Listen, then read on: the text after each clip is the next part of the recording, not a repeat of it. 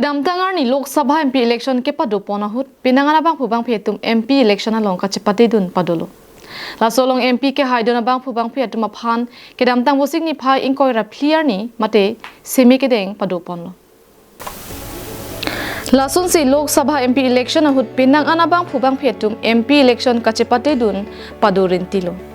Lasupen MP Election result kipia hut BJP Congress lapen Independent atum pen chenglok pinangan ke haidon atum dolo. Lapen non MP ke haidon abangphi atum seme padeng ponlo.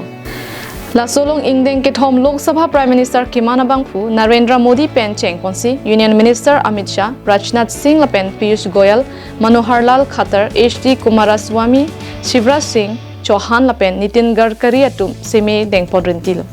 Lapen Bangsolong Minister Sarbananda Sonowal, MP Amar Singh Tisu atum pen danglok pinangan MP Kiman atum seme deng dunrinti.